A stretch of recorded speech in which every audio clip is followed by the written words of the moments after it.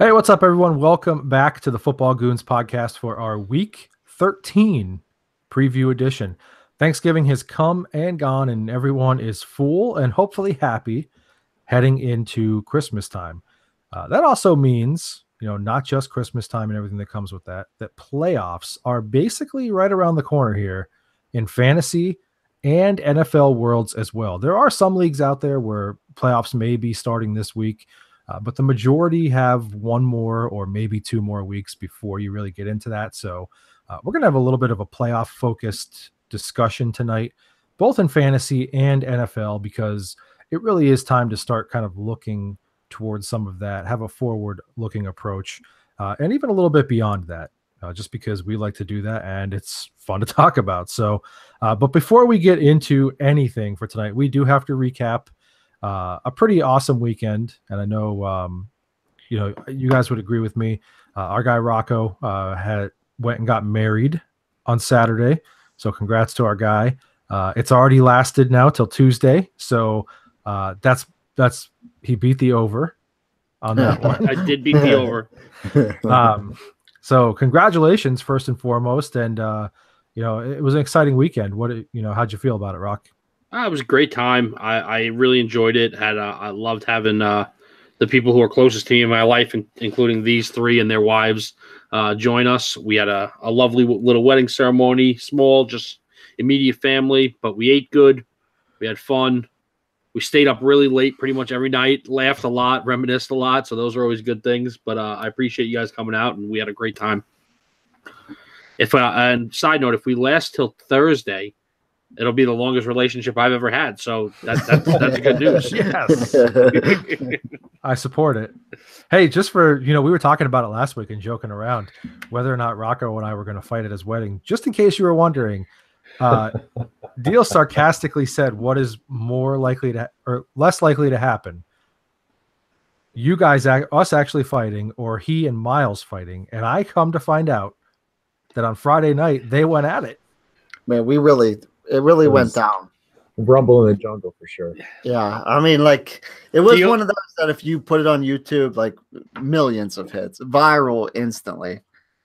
All right. So then I won't tell everybody what really happened. Go ahead. Tell the true story. Deal leaned on Miles and Miles ran away. I didn't even take my hands out of my pocket, man.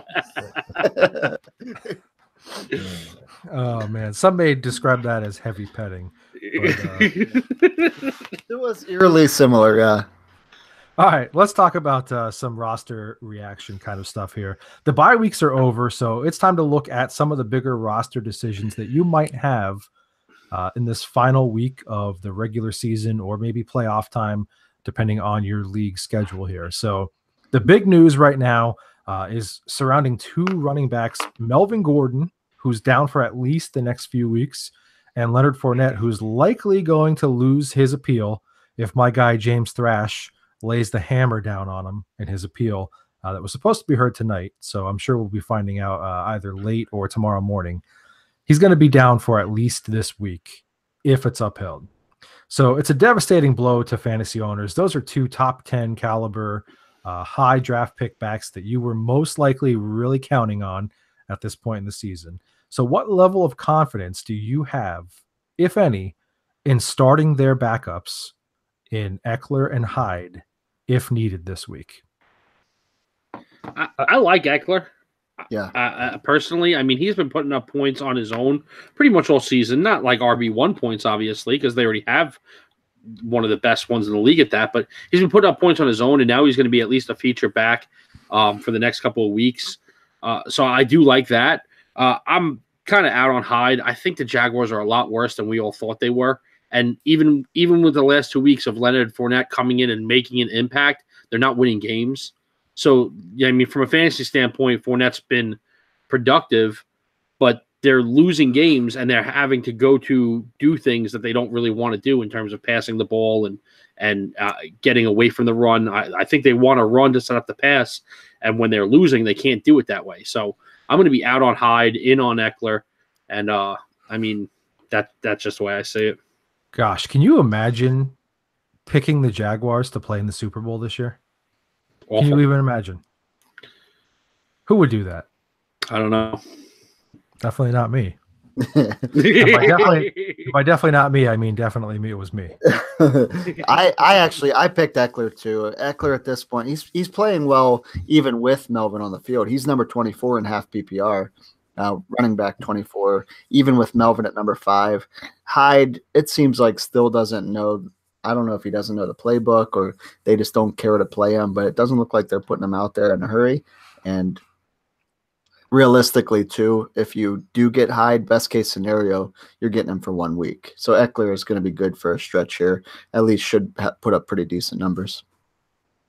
Yeah, I think just adding one more thing, I'm also pro Eckler. Don't be scared off this week by the Steelers. A lot of these, pretty much every site has Pittsburgh in red because they're a top 10 defense against running backs. Well, what's hidden there is they have been awesome in September and early October. Yep. But the last 3 weeks, you're talking about McCaffrey, Leonard Fournette, and Philip Lindsay, who are, two everybody loves them studs. And Philip Lindsay's just that new guy we have to admit is also a stud. But you're talking about 389 total yards and 4 total touchdowns just to those 3 players the last 3 weeks. So don't be scared off by the red. Yeah, Philip Lindsay did work last week with a less than stellar passing attack behind him. Yep. So, I mean, that's something that doesn't necessarily scare me, the matchup. It is weird to me because the Jags still have this like loyalty to TJ Yeldon. So he's still going to steal like 12 touches during that game. So to me, the biggest reason why I'm out on Hyde is just based on touches. I don't think that he's going to get enough to warrant like a flex play or sticking him into my lineup. Whereas if I can get my hands on Austin Eckler, he had 10 catches last week on 11 targets. I know that's a lot of like check down type stuff. He had 68 yards. He did catch touchdown. He also ran for 1. So the biggest knock on Eckler to this point had been the touchdown production because Melvin Gordon was the guy who was punching it in, which should be the case. But now I just feel like when they're in goal-to-go situations, you are more likely to see him in the game. And I know that they do have some young guys behind him that they like, but I don't know, do they know the playbook enough in a game against Pittsburgh that you're going to trust them to be in the red zone? I just feel like Eckler could come in and put up just really, really nice, 100 total yard, steal a touchdown kind of production for you moving forward.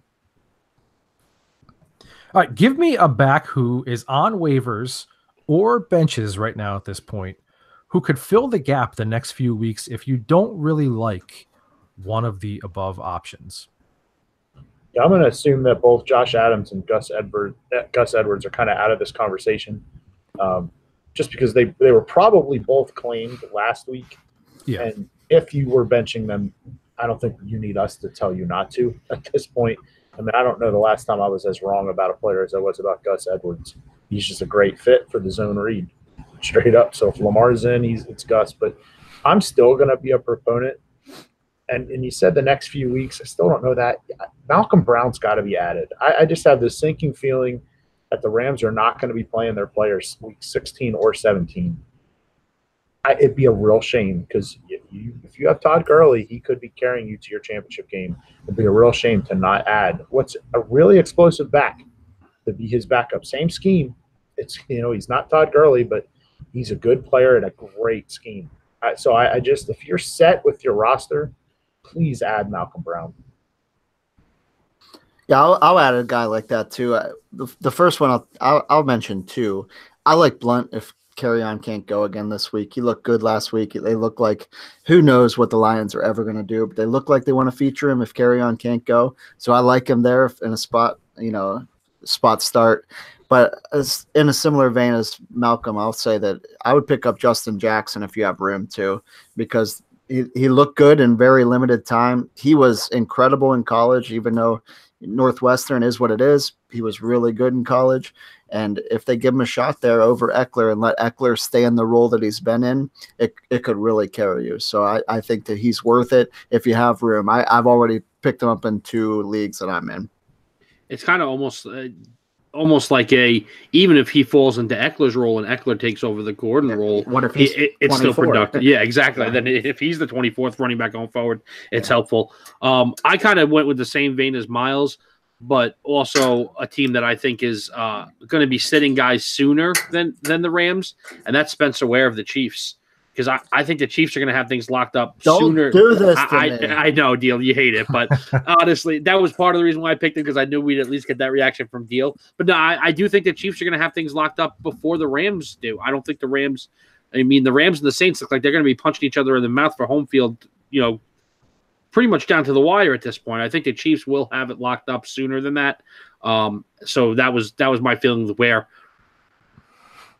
I'm going a little bit more of a wild card here, and not necessarily from a player perspective, but from a can you trust the production perspective. I'm going with Tariq Cohen right here, because he's on a lot of benches right now, rightfully so, but he's also still fairly available in a lot of leagues. It's pretty clear at this point that Jordan Howard really isn't in the game plan more than just like an occasional, just kind of 3 yards in a cloud of dust carry. Even when it comes to goal-to-go situations, he's not consistently enough in the game to scare me. The Bears are going to play the Giants this week. Then they're going to run it back against the Rams, the Packers, and the 49ers over the next couple weeks. They end the season with the Vikings. Those are favorable matchups other than Week 17, really, on paper. So Tariq Cohen could be a guy who, if you're looking for a spot play or just some depth on your team, could have some explosive games up his sleeve over the next couple of weeks. All right, here's a question that I hate to even bring up, because this is two players that I know that we all really like, but for different reasons right now, we're very frustrated by them. Which wide receiver is most likely to be benched on fantasy teams right now? Jarvis Landry or Alshon Jeffrey? That's a pretty clear Jarvis to me. I just don't think he fits the way Baker Mayfield likes to play.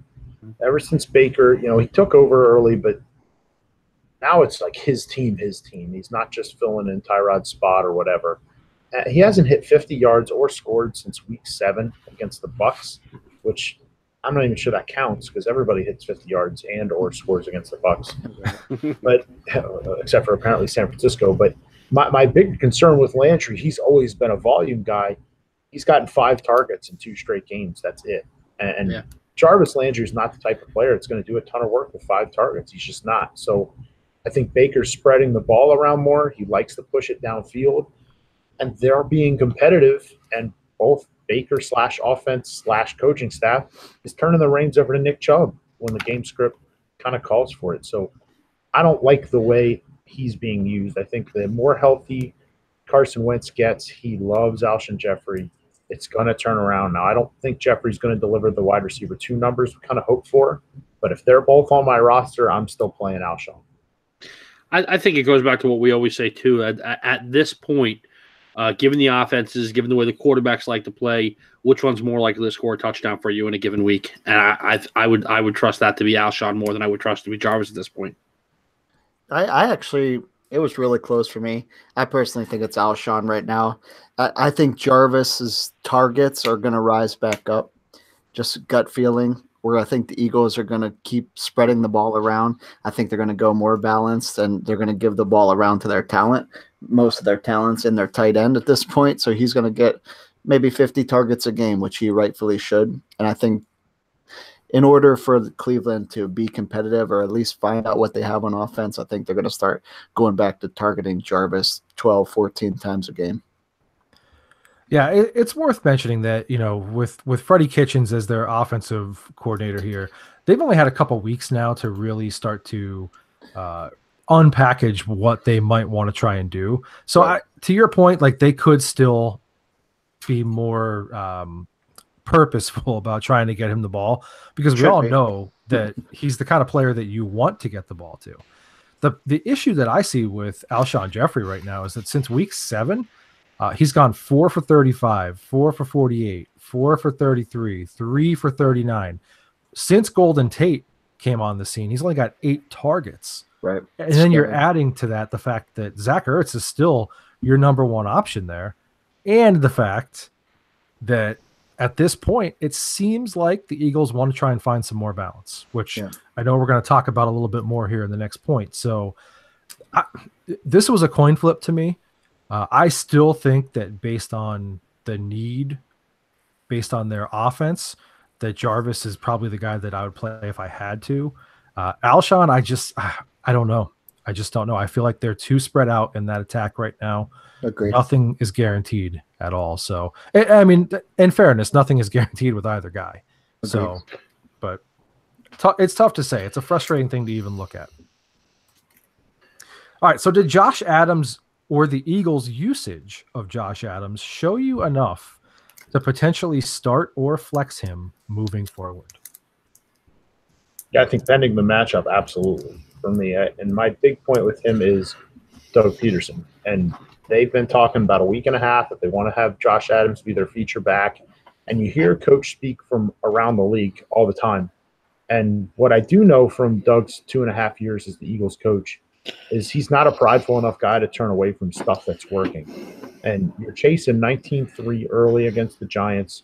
You're trying to throw the ball a lot. Something's wrong with Carson Wentz. I don't know what it is. I can't just chalk it up to his knee.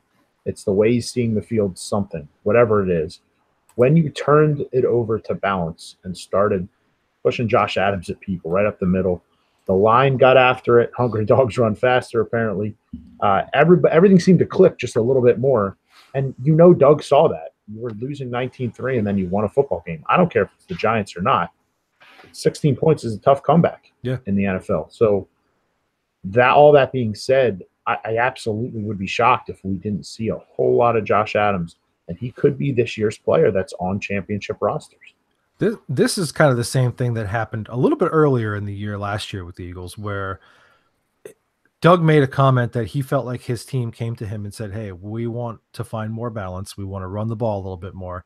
And he came out this past weekend after the game and said, hey, the guys came over on the sideline and said, we could run the ball right down their throat. They're susceptible to it. We feel good about what we could do as an offensive line, what the tight ends were even able to do. I saw, Zach Ertz and Nelson Aguilar throwing really great blocks, paving the way. So everybody's committed to it. It feels like they realize that in order to try and take some of this, we have to hit a home run on every play mentality off of Carson, that they need to strike some more balance here. And the thing that I really liked about Josh Adams, and maybe it's just the fact that he played on Notre Dame and I can't stand Notre Dame, so I didn't want to acknowledge it, but he's a big guy. Mm-hmm. And every time I felt like, okay, he's trying to spread this thing out, he's just going to get eaten up, trying to run sideline to sideline. He's like a gazelle when he gets his stride going. Yep. He's not super fast, but he's real quick because he has such a big stride. So he's not limited to just being, a pounded away kind of guy. He can stretch it outside. He could be more active in the passing attack as well. And the other thing I liked is that he opened things up for Corey Coleman as well. So it kind of slotted him back into that more of a specialist role. So as a whole, the entire picture started to click a little bit more. And I feel like they can't really get away from that. And I think you're right, where he's going to be on a lot of championship rosters. Yeah, and even at 6'2", 225 or whatever, he's not much of a north and south runner. He's kind of running all over the place. I like him. He's if he's the option, he's the answer to the second question you asked, who I would play in gaps if he's on your bench or if he happens to still be on the waiver. He's 61.4% owned at right now, live time. I look for that to go closer to 90% tomorrow as the waivers clear here.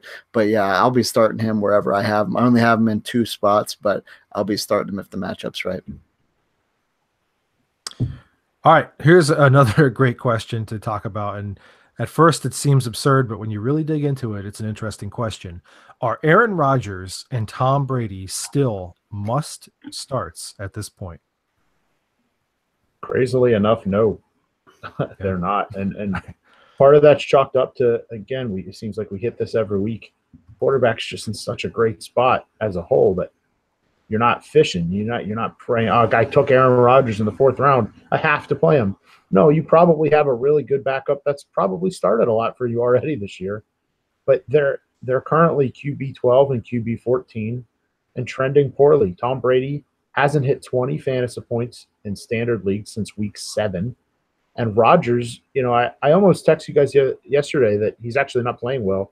He is having a good season. His interception touchdown ratio He's got a 20-1 touchdown to picks. Yep. That's unbelievable.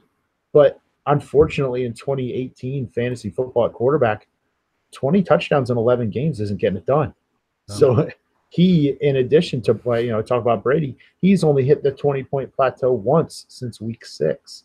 So absolutely not. There are guys that are getting the job done. You're talking about the Trubisky's and Case Keenums and Baker Mayfields of the world. It should be started ahead of these two right now. Sounds so sad to say it like that.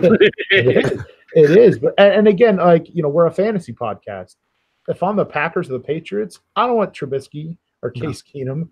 Baker, you could convince me, maybe not this year, but going forward. Yeah. But I'm sure the Patriots and Packers are cool, but fantasy owner A could look elsewhere.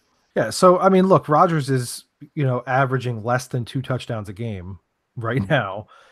Twice this year that he did hit 3, that was week 5 and earlier. So since week 5, he hasn't had a 3 touchdown game. He's not giving you anything with his legs at this point, ever since the knee injury. Whereas a guy like Trubisky or like Baker Mayfield, are you going to be surprised if they give you 60 yards on the ground? Nope. No. So, I mean, if they only have a 2 touchdown game, you're going to get another 60 rushing from Trubisky, who's also, by the way, a threat to run it in, from anywhere close to the end zone. So it sounds crazy to think about because we look at things a lot of times from like, these are 2 of the all-time greats, but from a fantasy point perspective, like Miles said, there are a dozen or, maybe a dozen and a half guys right now who are giving you equal or better production week to week. Yeah, and the 4 of us have been at one point in this season or another have been telling you to look out for Aaron Jones because we all like him as a back, and Aaron Rodgers likes him as a back. Well, the Packers are starting to like him as a back. He's being more productive, which means, unfortunately, that Aaron Rodgers isn't going to throw the ball 30 times a game or 60 times a game as we've seen in the past. So, I think Rodgers is a definite still for me. He has coming up. He has Arizona, Atlanta, and Chicago. Chicago's defense has been good. He shredded them early in the season and just across his career has shredded them. And so I love all 3 of his matchups. I can't bench him. Tom Brady, he faces Minnesota and then Miami, who's been a little bit tougher, and Pittsburgh, who's been up and down. Defense is starting to come along, except for this past week for some reason. You never know what you're going to get from them. I'm probably siding against Brady, but I'm still starting Rodgers in every single league. Yeah, and let me just say this too. Like I'm saying, like you're at the point where you should consider not playing them. Like if you're talking about maybe playing Ryan Tannehill over Aaron Rodgers, like Rodgers is the obvious choice. Yeah. But if you're at a point where you've got a prime matchup with a guy like Trubisky and Rodgers doesn't have a great matchup or what if it's those 2 against each other then? Which 2? Trubisky versus Trubisky plays Rodgers in 3 weeks, week 15. I would honestly play Trubisky. Wow. I really would. Because the thing that gets lost in it that we always tend to forget about is he's eating up a ton of yards on the ground. Like that's the appeal right now of a guy like Lamar Jackson, who's running the ball like crazy. Like it's not designed runs all the time with Trubisky, but he's got like a ton of rushing touchdowns already. And I don't have it right in front of me, so I apologize, but like he's running for huge chunk plays. He's the guy in the red zone who's kind of tucking it and taking it in and pulling some of those touchdowns away from Jordan Howard.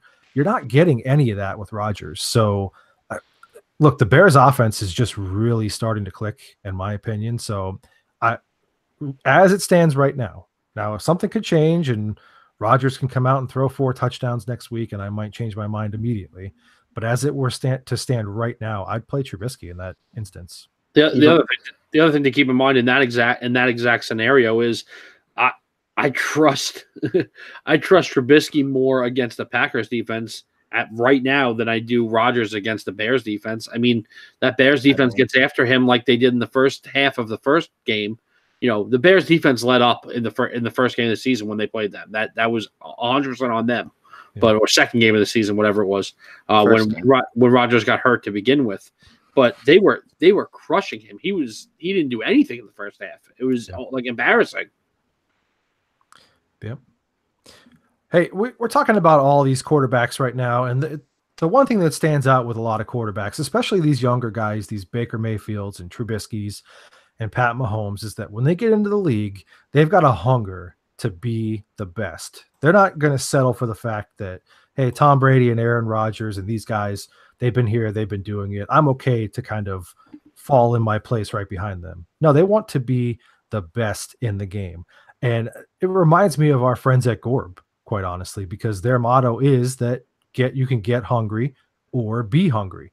In life, you have those two choices: get hungry and go after it and try and achieve those goals, those dreams that you have for your life, or you could just be hungry and always wish that you would have went after it. This is a great time of the year for Gorb. I'm not going to lie to you. It's that time of the year where the air is getting a little crisp. You want to wear something warm.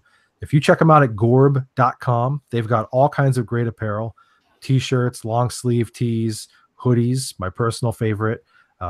They're super comfortable. They're stylish. They've got all kinds of colors. They've got everyone covered, from the men to the women to the kids.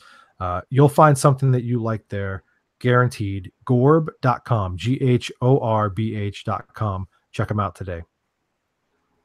All right, let's look ahead a little bit here to the NFL playoffs, because it's that time of the year where I don't know about you guys. Well, actually, I do know about you guys because we do this a lot, but we waste a lot of time on the playoff predictor engines where we go in and we simulate who's going to win and what the seeds would look like and how that all falls into place. So with that in mind, let's kind of talk through some of these points right now. Give me a team that's currently in the playoffs that you feel is unlikely to end up making it. I'll give you two. Oh, Me too. I bet it's the same. I'd be shocked if it was I don't like either current 6 seed. Nope. Right now. I don't. Baltimore right now, it just doesn't seem sustainable to me. And I don't believe in Washington. I don't think they hold on under Colt McCoy. Not that Alex Smith was playing that great, but that division race is too tight right now. Too many games left inside of it. I don't trust either of the 2 6 seeds right now. Yeah, I said the same two teams. For me, it's close between them. They both have tough stretches. Ravens have Falcons, Chiefs, Bucks, Chargers, and Browns, who already beat them. And the Redskins lost their starting quarterback, faced the Eagles twice, Giants, Jags, and Titans. And the biggest problem is they're fighting the Eagles for one of those spots there. So having 2 games against them is tough. I think the Ravens maybe slightly win out. It's probably a tie, but they fight for the division still. And they're not going to win the division, and I think that nobody has a shot to beat the Chargers or Chiefs out to win that division and get one of the wild cards, and so that only makes one of the Ravens, Colts, Dolphins, Bengals, and Broncos viable, and it's not the Ravens. Yeah, I agree that NFC East is going to get real muddled, I think, as soon as this weekend. I mean, you got the Cowboys going against the Saints on Thursday Night Football, and then the Eagles play the Redskins. We could be looking at 3, 6, and 6 teams going into the start of next week, and then the Cowboys play the Eagles again. So that NFC East is up for grabs for sure. I went with the Ravens as well. I like Lamar Jackson. I like that he's getting this time in the games now, as opposed to having to wait and learn some more. I think it's good. I don't think it's going to make a difference in the win column come the end of the season. I think once they start facing some teams that have some tape on him, it's going to be easier to scheme for. It always is, against guys like that. So I'm out on the Ravens. Plus, I'm really high on the next team we're about to talk about. So. Yeah, I'm going to agree with you guys in the AFC. I don't think the Ravens are given, especially the way that the Colts are playing right now. Again, we're not talking about teams on the outside quite yet, but there's too many teams that I feel like are playing better right now or could play better and sneak into that spot. And, Miles kind of hit it on the head. I don't know that it's sustainable to keep winning the way that they are. In the NFC, I actually feel like I'm not confident enough to say anything about the NFC East right now, because part of me thinks that the Eagles could beat the Redskins this weekend, bump them. The Panthers have been playing inconsistent for that last spot.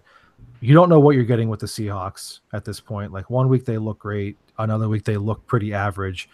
And the Cowboys, like as much as I feel like people want to say like they're due to slip, I'm not going to be surprised at all if they win on Thursday night. I'm just throwing that one out there right now. It's just that's the way that things tend to work right now. So I would say the Redskins and the Ravens as well, though, when it all comes down to it. You didn't mention the Vikings too. They're playing good football now. Yeah, the Vikings are playing better football, which is why I feel like they're probably still in a good spot for a wild card there. Yeah. I think their defense still could play better, and I think we've started to see that a little bit in spots right now. Yep.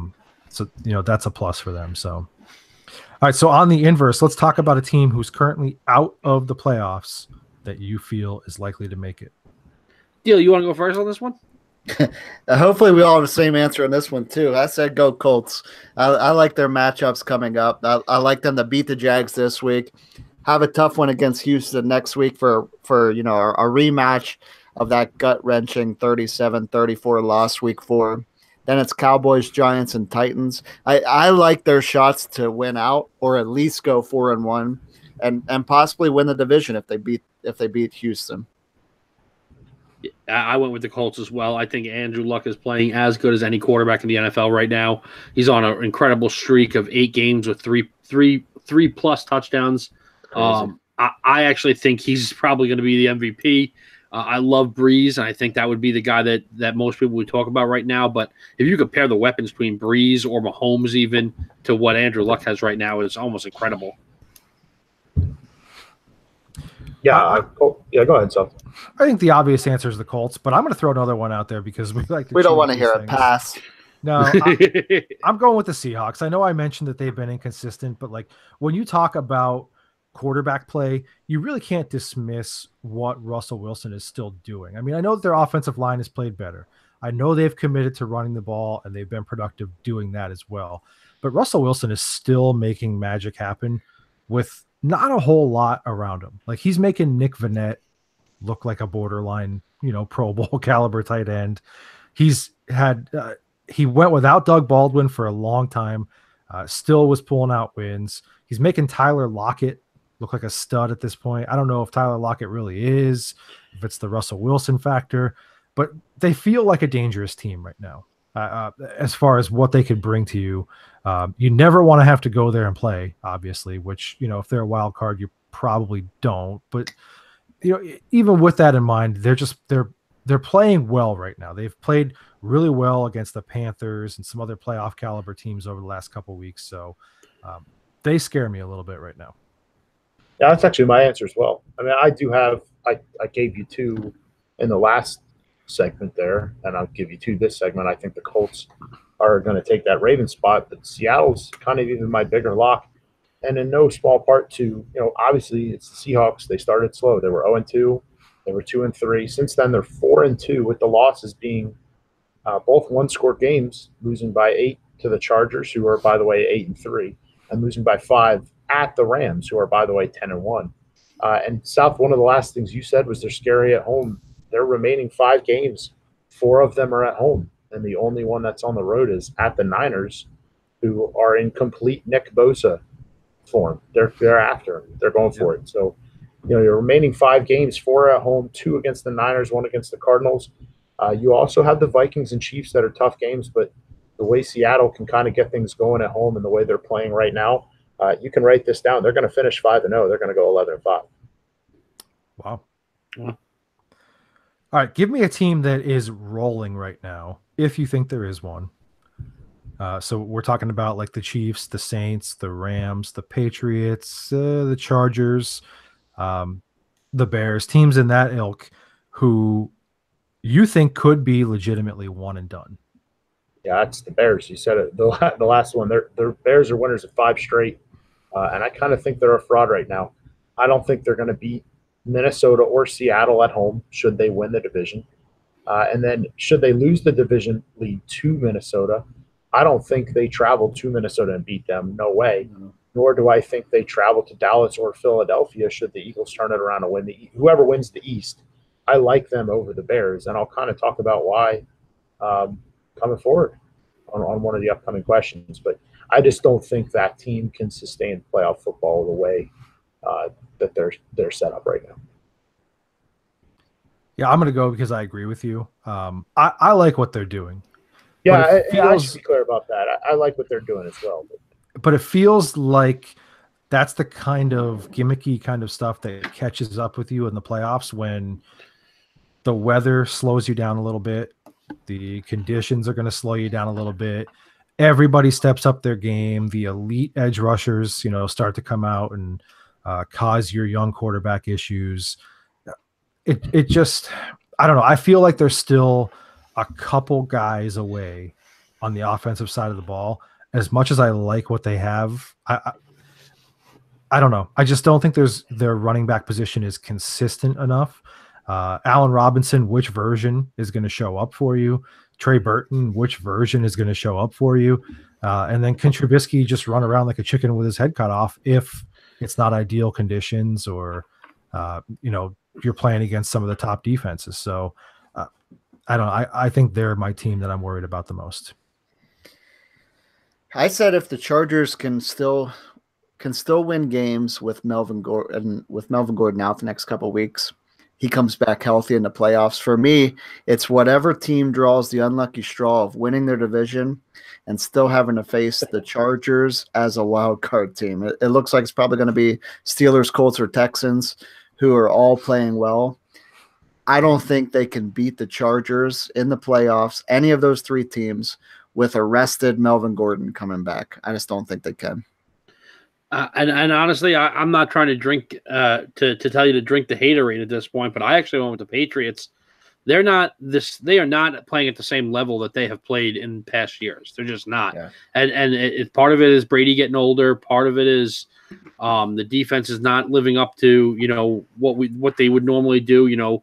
That bend and don't break defense that usually gets them through, and then Brady gives you his magic. Well, Brady's got 19 touchdown passes right now through 11 games. That's not the normal Tom Brady that we've come to know and hate or love, depending on who you root for. So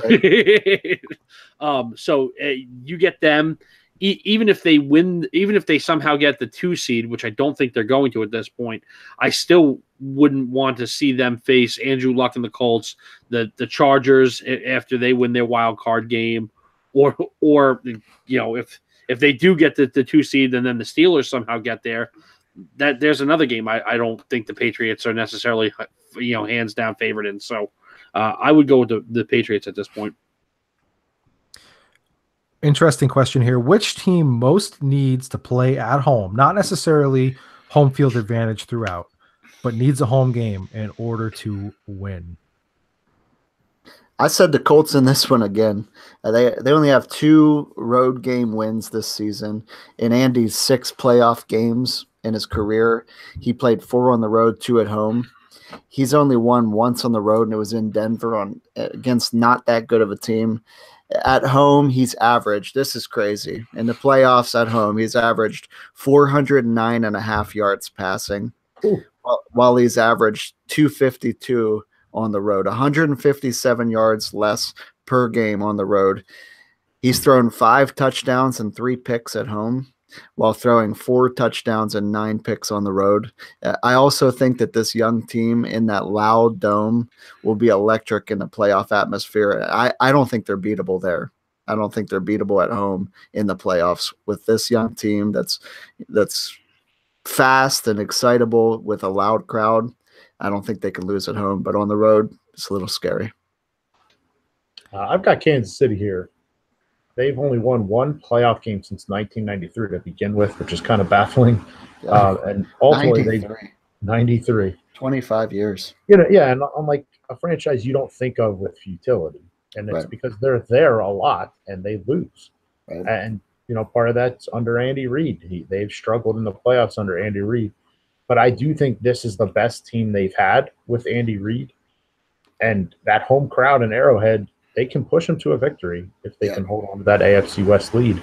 They are undefeated at home. There are only 2 losses this year, at New England, at the Los Angeles Rams. So there's a good chance they're heading into the playoffs 8-0 at home. That's a tough team playing in their own confines in a loud stadium. That's a great recipe for success. I actually came up with two answers here, and there are two teams that I think are going to make the playoffs for sure at this point. But I think the Steelers and Bears both need home games in order to get a win. I don't think the Bears and Mitchell Trubisky at young, first time in the playoffs, that defense is good, but they're going to play a high-powered offense, at some point. And if you're playing them on the road, I don't like the conditions for that. And the Steelers, I mean, the woes of they've been trying to erase those woes this year, but they still exist. And the woes of Ben on the road is still a thing in my mind. It is. I went with the Steelers too. I feel like that's an obvious one, and not necessarily just Ben, because there have been times this year that it looks like he's kind of erased that narrative. He played real well in Baltimore at a time when not very many people were playing well against Baltimore at all. An ugly first game, obviously, in Cleveland, but he was still pretty productive. The reality of it is that their defense just isn't the same on the road as it is at home, which is a real thing in the NFL. As an Eagles fan, I've watched that be very true for the last couple of years. So you look at what happened in Denver, like their defense didn't play terrible, but they couldn't make stops when they needed to. They got gashed in the running game. There's something to be said about, being a defense who's kind of a fringe defense to begin with and having that home field advantage versus playing on the road in a more hostile environment. So I think the answer is the Steelers. All right. Is there a defensive unit in this grouping right now that could make enough of an impact against these high-powered offenses to make a deep run? So this is what I alluded to before about the Bears, and I don't know how you meant this question. If I think there's just a defense that can kind of do what Philadelphia did last year. I mean, this is just a new league, and the Eagles didn't have a suffocating defense, but what if we talked about in the Super Bowl?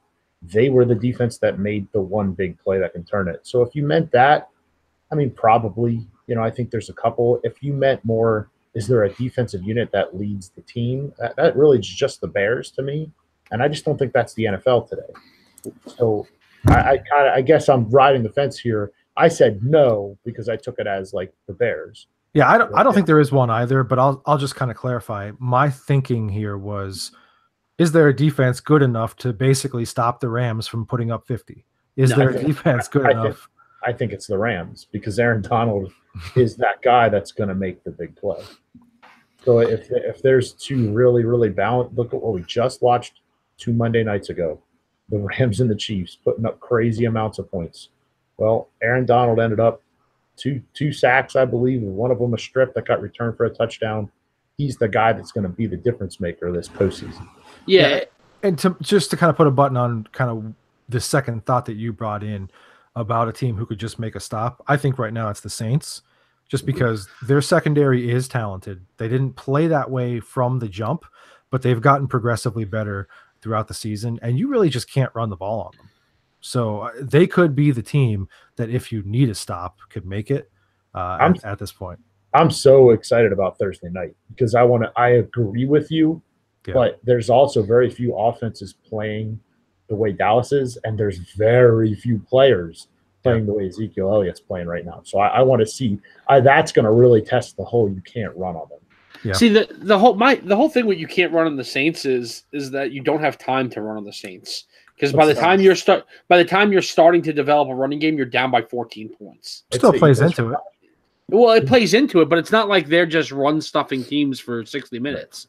You know what I mean? There's a big honestly, I think the Redskins are a really underrated run defense right now, and they are run stuffing for 60 minutes. You know what I mean? Like there's a difference between those two things. But no, I agree. I agree with what you said. I think there are teams out there that can make a play, but even with that being said, you got the Philadelphia Eagles from last year winning the Super Bowl and making the defensive play that counts. Well, Tom Brady still threw for 500 yards. Like that's just the world we live in. We're not going to have a defense shut a team down, hold 3 or 4 teams to 10 points per game in the playoffs and win a championship.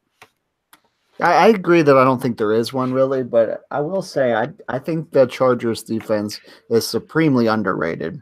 They're only giving up 19.9 points per game, including a game against the Rams. They lost, but it was against the Rams. And they haven't played the easiest schedule. So I like their team. Like I talked about earlier, get Melvin Gordon back rested in the playoffs and still have this defense assembled. It's a scary team. All right, last one here, playoff related. As of right now, give me your Super Bowl prediction. I'm going to be stubborn with mine, and I'm still going to stick with my preseason pick of the Chargers to go and represent the AFC. What will obviously change is I no longer think they'll be facing the Eagles. Anything can happen. Things change all the time. I don't see any logical way of watching football since I was 5 years old, really studying it since about 11 or so. I don't know how you beat the Saints right now, especially if they get home field advantage. I don't see how that's done. I like Melvin Gordon to actually get some needed rest here. There's no reason to play him going forward. I don't think you're going to catch the Chiefs anyway, but I think you can still beat the Chiefs if you're the Chargers, even having to go to Arrowhead. So I would actually take the Saints versus the Chargers in the Super Bowl as well. I'm sticking with my preseason 100%. I'm still saying Rams Chargers, but I will say non-Colts games, there's no game I've looked forward to more than if the Rams play the Saints. That's going to be a blast. Yeah, right now I agree. I don't see how anybody's really slowing down the Saints. It looks as though they could kind of walk away. This is going to be one of their biggest remaining tests this week. If they win this game, they're pretty much going to lock up home field advantage, in my opinion. The Rams still have some tougher games to play, and not as hostile of an environment as the Saints. And then I'm actually going to surprise you, and I'm going to say the Steelers, just because I feel like things are going to line up right for them, where they may end up getting to play against the 6th seed. Which I know the Colts are playing red hot right now. So if they slid in, like, that's not a game that you necessarily want, but it's one that you feel better about having at home, at least. And then I think the Steelers could still beat the Patriots. And then it comes down to, can you beat, the Chiefs basically in the championship game? So I just feel like there's something about the Steelers with the offense when it gets clicking. The defense is if they could play a couple games at home, they can get clicking. They're talented enough. I like them right now. All right.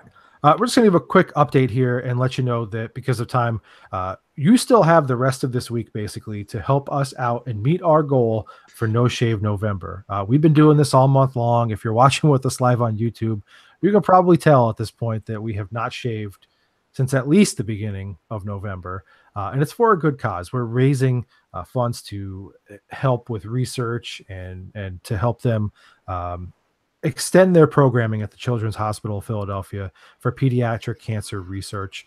You can check us out on social media on our website, footballgoons.com, facebook.com/footballgoons, at footballgoons on Twitter. Find the links. You can go there and donate to the cause. We'd appreciate any amount at all to go toward a good cause. None of it goes to us. It all goes directly to Children's Hospital, and it's 100% tax deductible as well. So with it being, Giving Tuesday right now, in the spirit of that, maybe that's something that you want to consider. We'd appreciate it a ton. All right, so let's talk through some quick bullet points things here. This is just general NFL, future-looking kind of things, stuff that I thought would be fun to discuss. Rumors are swirling right now that Yahoo and ESPN are considering cutting the cord on kickers. Are you for or against getting rid of kickers? I'm in the minority. I'm a fan of the kicker position in fantasy. I know that that's pretty cringeworthy to a lot of people, but I just like the strategy. Do you like a big leg guy? Do you like the accuracy? Do you worry about weather? Do you target dome guys? Do you target a good but not great offense so they stall a lot? I actually think there's far more strategy involved in picking kickers than there is in picking team defenses. I think 90% of the time with team defense, you're looking at the opponent, not the actual team you're going to start. Yep. So I'd far rather have kickers and get rid of team defense personally. I would like to keep kickers, or, I know we talked about this today. I wouldn't mind if they kind of just added the kicker points to the defense special teams category and made teams be smarter with the way that they draft that. Like, do you want, the kicker points as like what's going to fuel you and maybe take a worse defense, or do you want a good defense that might have a lousy kicker? Like, I think that would make that whole thing more interesting in terms of, picking and planning and, streaming versus not streaming. So I don't want to lose those points altogether in either scenario. I would actually rather keep the kickers, or if they're going to get rid of them, at least give us those points back in defense. And then you just draft the Ravens and essentially have the number 1 overall pick in the 15th round. Exactly. Yeah, I'm a fan of it. I don't like kickers. Kickers are people too, man. No, I don't like them. Kickers can get the freak out. I'm gonna call Pat. I'm gonna call Pat and tell him you said that. He's a punter. That's not you don't get points for that. Kickers are people too, man. No, kickers got to go. Look, just the thought of never having to even waste the time to stream one all the time, or even give it a thought. Like, I know that there's a little bit of strategy to it or whatever. I'd rather spend my time with that strategy elsewhere. Honestly, it's a kicker. Like, you might pick a kicker and think oh, this is a good kicker. He's got a big leg. He plays on a productive team. And then the wind shifts the day of the game and it doesn't matter. Like, something that is so easily changed. I don't know. I don't want to have any more slam dunk things that could possibly go wrong for me. So I want kickers gone. My whole thing is how many times do we have games, the fantasy contest, that end within 3 points of each other? And we don't always look to the kickers per se, because they might not be the guy that we had going on Monday Night Football that week. But realistically, the kickers make a difference in the total outcome of the game all the time, because there's so many games won by 5 points or less, or 3 points or less. I guess. I don't know. I just hate kickers. All right. This is an interesting question. Where do you stand on Josh Allen? I mean, is he any good, or is he doing just enough to kind of gut out some wins? You know what I like about Josh Allen? I'm going to tell you. Tell me. First off, to answer your question, is he good or doing enough? I don't know. And really no one knows, because I know that it's 2018 and this is the worst thing you can say, but you have to give these guys time. It's not an instant thing. So 3 years, I'll let you know if he's good or not. But what I do really like about him, he shows a ton of toughness. He shows willingness to use his legs to control what he can while his passing game comes along. If he's going to be the real deal and the long-term solution for Buffalo, he has to improve a ton in the passing game. He's got 52.5% completions. He's throwing for 142 yards per game. And in 6 starts, he only has 3 touchdown passes and 5 picks. So, as a passer, yikes. But that's everything we said all March and April about him. Yep. But I like that the team seems to really love playing with him. And he's not got a great roster, and he's 3-3 as a starter on that roster. So, he's a gamer. Let's throw out the cliche. I think those two things are the amazing thing. Number one, that he's 3-3 on that team. I didn't think there's any way that Buffalo was winning 3 games with this roster, especially knowing that Josh Allen wasn't going to play that well. But bigger than that, dude's not giving up. No. On the Bills, he's not giving. I gave up, and I'm not on the Bills. I gave up. I'm not playing for the Bills.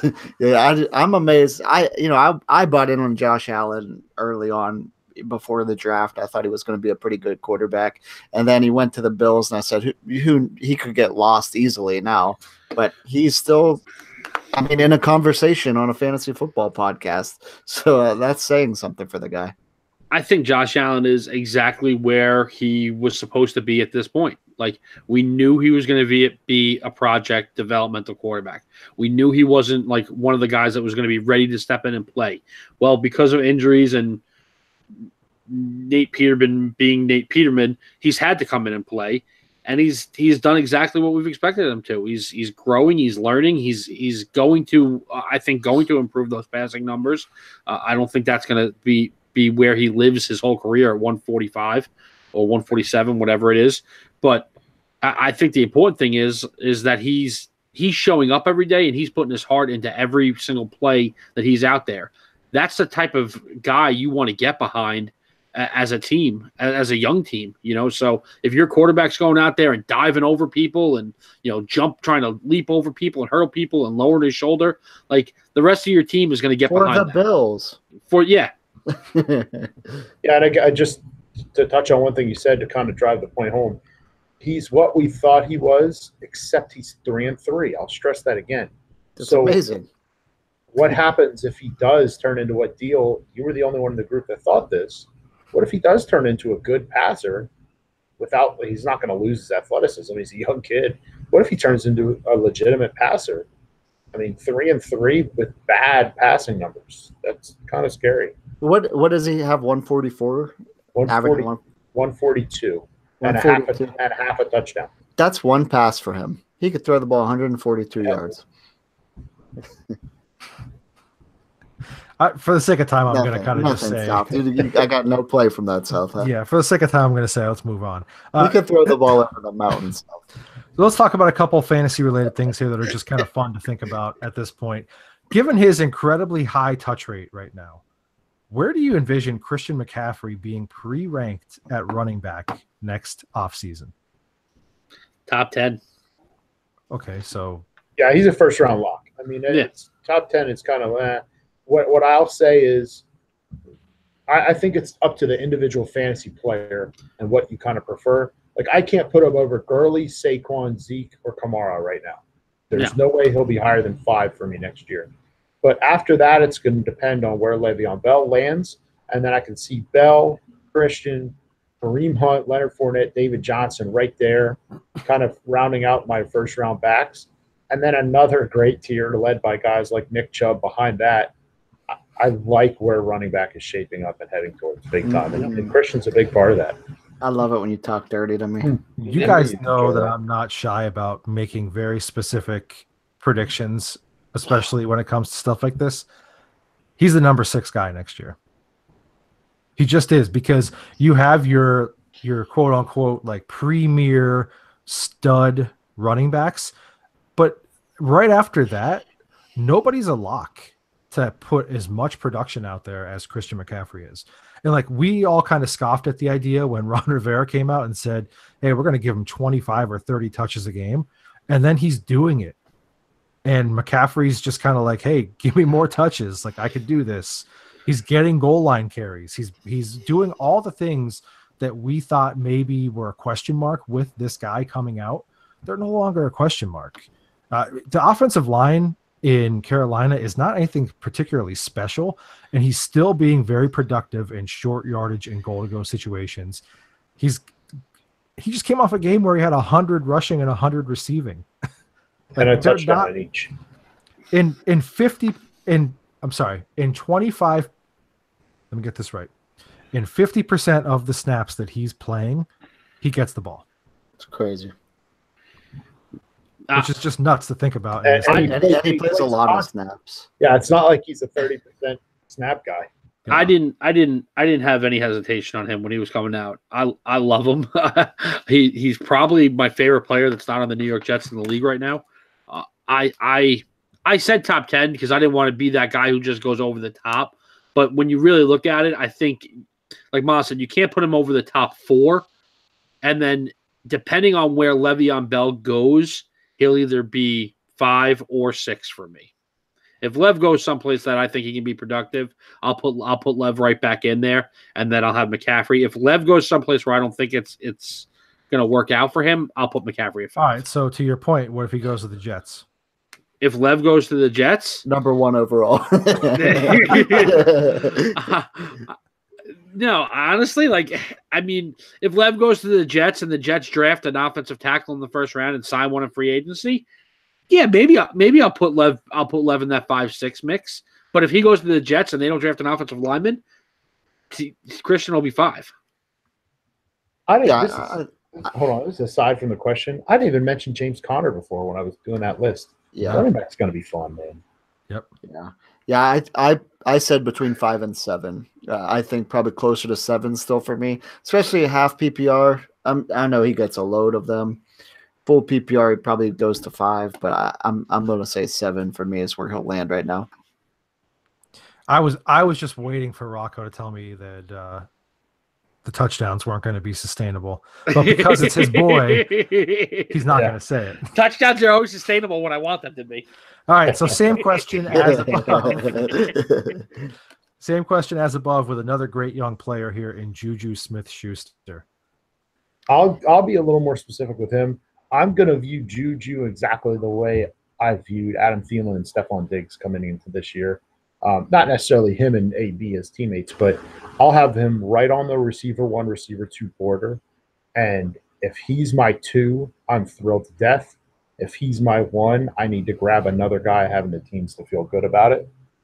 But, obviously we're thinking about Adam Thielen being a top 5. Well, he wasn't coming in. So I'll kind of view him as the way I viewed those Vikings guys, where I want them. If they're my 2nd, I'm thrilled. If they're my 1st, I need another kind of – I'm not another one rely, right away. Yeah, because I don't want to rely on a split, I guess, as my top guy, unless it's the best guy. No, it's so crazy to me because, Thielen finished 5 last year or 7 last year, very close to the top 5, if not in the top 5 last year. And then we kind of were like, well, that's not really sustainable. And then we dropped him back down to that border. And I think we're doing the same thing with Juju right now. We're like, well, him and AB can't be this super productive all the time. Maybe just yes, they can. Maybe just big fat yes, they can. So I'm gonna put him probably in that like 11 to 12 range, right on the edge of wide receiver 1, with upside over some, maybe guys like, that are clear cut number 1s on their team but are on that border. And I'm going to take the upside of Juju rather than the maybe somewhat lack of consistency from the quote unquote true number 1 receiver. I said number 12. I said he's going to be my number 12. He'll be the first non-number 1 off the board still, but I still have 11 guys ahead of him. Yeah, I agree. I agree with you pretty much exactly. He's like a 12 to 14 kind of guy, just because he's about a touchdown every other game kind of guy. Yeah. So you're going to have guys in that range who have more consistency in the touchdown department and maybe not quite as many yards, but I feel like I need to see more consistency as a touchdown catcher at this point. All right, so does it change a lot if Ben retires? Oh yeah, it changes a lot. Changes a lot just because what's their backup plan. Yeah, changes everything. Yeah, just making sure. Mason Rudolph. Ugh. Yeah, I was going to say he moves changes up everything. I was going to say Juju moves up to number 5 if Mason comes in. All right, so one last time here with the same question, but with Baker Mayfield.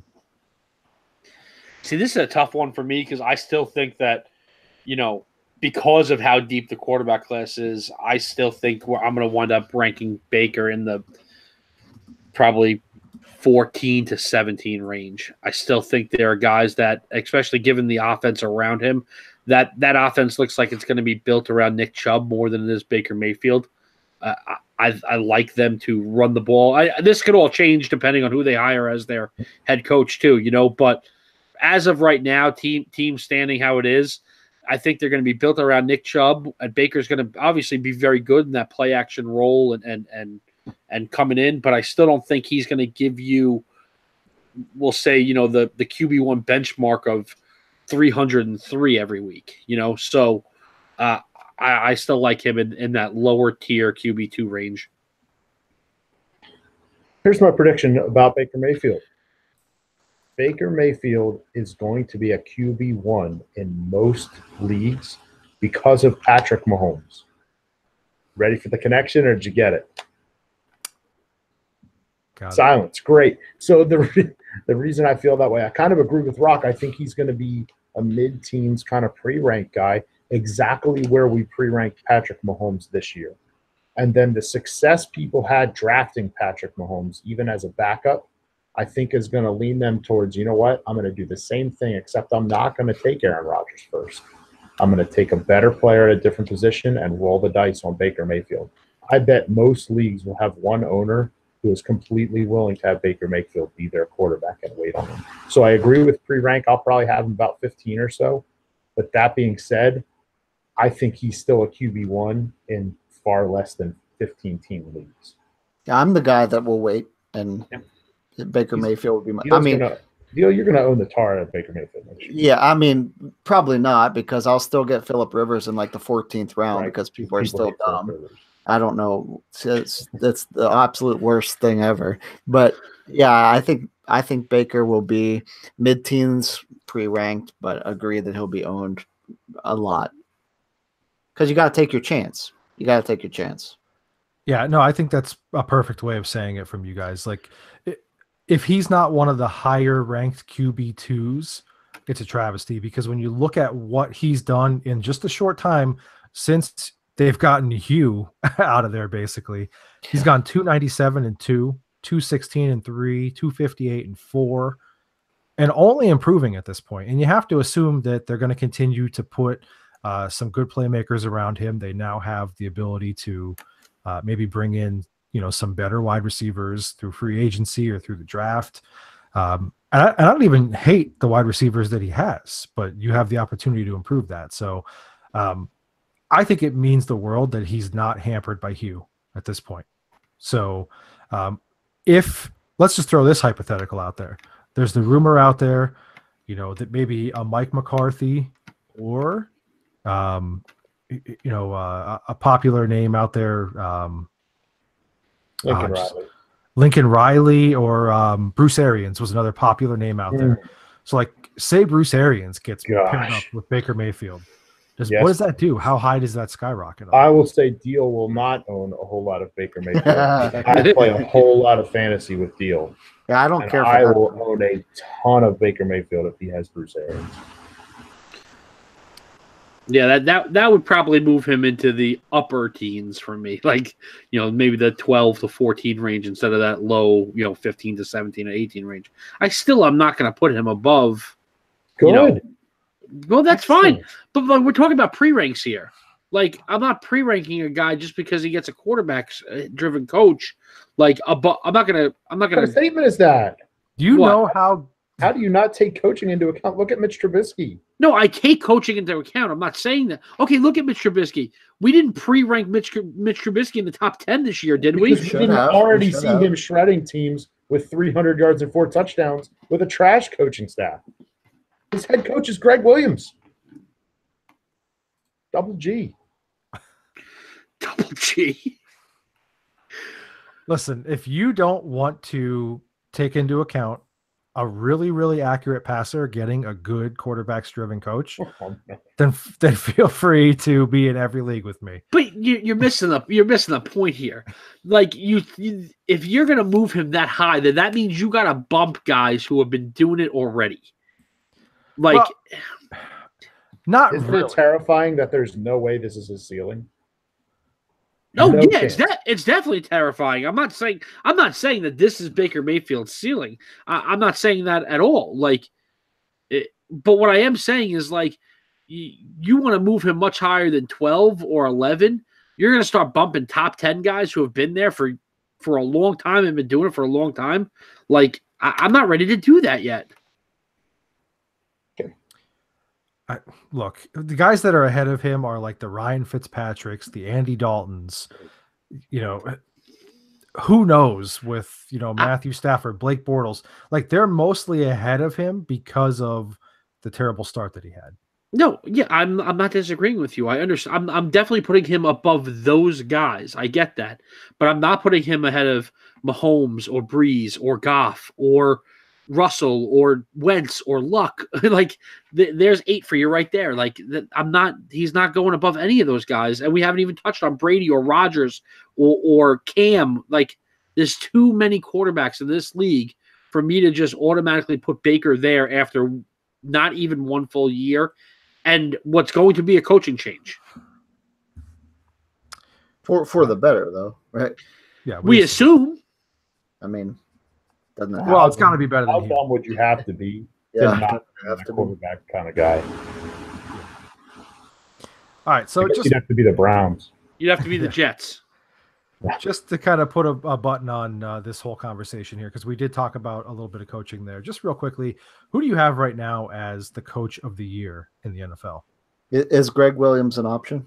Well, I Yeah. heard Greg Williams has 8 standing offers for head coaching jobs next year, and he doesn't have to interview for 6. All he has to do is sign the paper. Just show up and sign the paper. It's amazing. I I said this is going to be the first time, sorry, Miles, since 1967. We're going to have a tie. First time, 1967. One time they did it. Sean Payton and McVay are going to, I mean, I can't pick between them. I think at worst, either one goes 14-2. I think they both finish 15-1. And I think we have the first tie since 1967. I'm going to go outside the box here. I don't know why. I don't know why I'm going to go outside the box, because it doesn't really happen this year. But I feel like this point needs to be made. Like, I have a really hard time giving the Coach of the Year award to one or two coaches in deal scenario that take phenomenal teams and do exactly what everybody thought they were going to do. I mean, it's not the easiest thing in the world to go 15-1. I'm not saying that, but like when you're as stacked as the Rams or the Saints, and people were predicting that was probably going to be at least one possibility of the NFC Championship game, at the end of last year, people were saying that. That to me, that doesn't show how good of a coach you are. I like Frank Reich. I mean, coming in, we'll take it. I'm sure you will. Coming in, first-time head coach. You don't know what you're going to get out of Andrew Luck because of the health concerns all year. But we talked about this a little bit earlier through text message. The Colts don't have a heck of a lot after Andrew Luck. I mean, T.Y. is a nice player.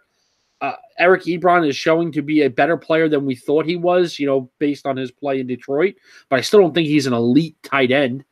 And they are now, one game this week away from being in the playoffs. And I like them to actually push and make it to the playoffs this year. So I like giving the award to a guy who takes a team that maybe shouldn't be there and is, rather than a team that we all thought should be there and is. So would you consider like a team that has been under 500 since 2013? That would be a bad thing, right? Yeah, probably. Is Mitch Trubisky good? Yeah.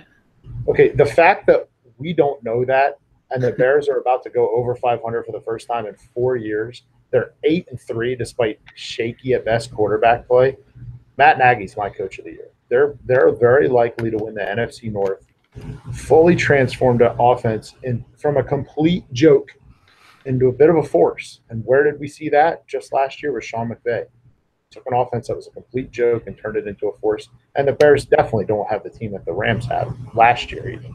So for me, it's Matt Nagy. Unless, of course, the Bears fall apart, they finish 8-8, 9-7.